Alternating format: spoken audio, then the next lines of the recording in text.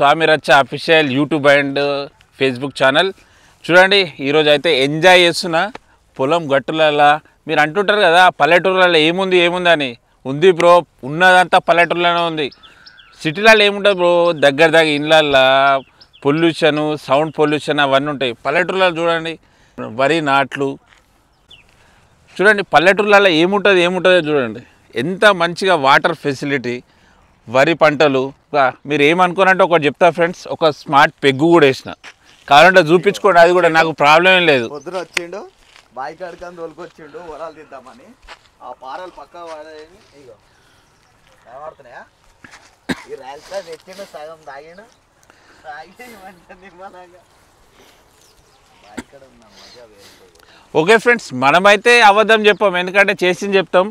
ఇది మన చేను దగ్గరకు వచ్చినాం, ఎంజాయ్ చేస్తూ ఒక పెగ్ వేసినాం, మన పొలాలు చూసుకున్నాం, వాటర్ చూసుకున్నాం. ఇది మన కల్చర్. ఏంటి అంటే మీరు ఎంత పట్టణం నుండి ఎన్ని లక్షలు సంపాదించినా కానీ ఒక రైతు పొద్దున లేచి కష్టపడి అది వచ్చే ఆ బియ్యంతోనే మీ దగ్గర చేరుతుంది. మీరు కడుపు నుండి అన్నం తింటారు, పని చేసుకుంటారు. ఎప్పుడు కూడా పల్లెటూరును తక్కువ చేసి మాట్లాడొద్దు. ఒకటి ఇలాంటి మీరు ఏదో పార్క్ పోయి సండేలల్లా ఎప్పుడెప్పుడో చూసుకుంటారు. అంటే మీరు ఫ్రీ టైంలో మీ ఫ్యామిలీతోని సండేలల్లా అదొక చెట్టు ఉండే, అదొక గృహం ఉండే అంటారు. ఇక్కడ మాకు రెగ్యులర్గా అనిపిస్తుంది. చూడండి ఎంత బాగుంది. చూడండి కొంతమంది డిజైన్ చేస్తే కూడా ఇట్లా రాదు. చూడండి ఎంత బాగుంది. చూడండి అంటే ఇది విలేజ్లలో ఇది అంతే. మీరు విలేజ్లలో లైట్ తీసుకుంటారు కానీ విలేజ్లలోనే ఎక్కువ చూడాల్సింది ఉంటుంది. ఇప్పుడు సిటీలో పుట్టి పెరిగిన వాళ్ళు ఏం చేస్తారంటే విలేజ్లలో వచ్చి తిరుగుతూ ఉంటారు. విలేజ్లలో ఏం చేస్తారంటే సిటీలో పోయి చూడాలనిపిస్తుంది. అంతే డిఫరెంట్.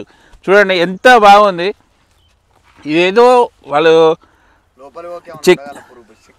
ఏముండే, మనకు పుట్టింది ఊర్లలో కాబట్టి మనకు నడిచిపోతుంది. ఏమున్నా కానీ మనము ఏ జీవిని కూడా మనం హాని చేయకుంటే అవి మనకి ఏం చేయదు.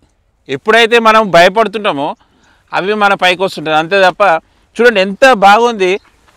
చూడండి ఏదో కళాకారుడు చెక్కినంత విధంగా నిజంగా చాలా బాగుంది.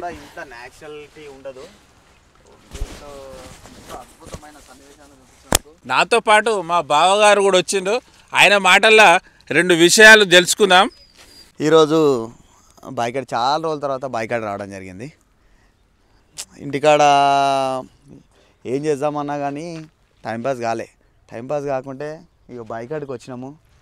బాయికాడికి వచ్చి ఇక్కడ కూర్చొని ఒక 4 ముచ్చట్లు మాట్లాడుకుంటే ఎంతో సంతోషం. ఎందుకంటే నేచర్ డైరెక్ట్గా ఈ మన కొన్ని కోట్లు పెట్టినా దొరకంది ఏంటంటే స్వచ్ఛమైన గాలి ఒకటి. మన బాయికాడికి వచ్చి ఏం పని లేకున్నా ప్రతిరోజు బాయికాడికి వచ్చి పొలం చూసుకొని పొలం చుట్టూ తిరిగి తెచ్చుకున్న సద్ది కొంచెం అంత అన్నం తిన్నామంటే నీకు ఫ్రెండ్స్ సద్ది అంటే గుర్తుంది. అబ్బా ఇంటికాడ చికెన్తో తిన్నా కానీ అంత టేస్ట్ అనిపించేది. కానీ పొలం గట్టులలో ఎంత మామిడికాయ చట్నీ వేసుకొని ఇంత పెరుగు వేసుకొని తింటే ఆ మజా వేరుంటుంది ఫ్రెండ్స్.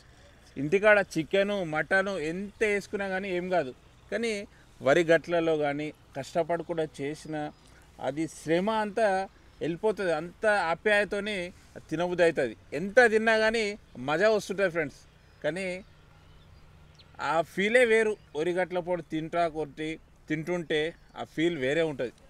ఓకే ఫ్రెండ్స్, ఈరోజు అయితే ఈ వరి చేనులలో తిరుక్కుంటా ఎంజాయ్ చేసుకుంటా ఉన్నాము.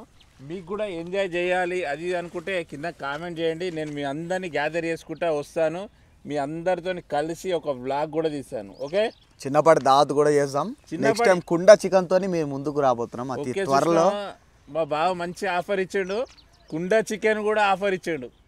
మీ ఆఫర్ను ఆహ్వానిస్తూ మీరు ఎంజాయ్ ఎవరైనా రావచ్చు ఫ్రెండ్స్. కింద కామెంట్లు పెట్టరు, ఎవరైనా రావచ్చు. లొకేషన్ చెప్తాం, వచ్చేసేయండి. ఓకే, మాతో ఎంజాయ్ చేయాలి, కుండ చికెన్ తినాలి అనుకుంటే కింద కామెంట్ చేయండి.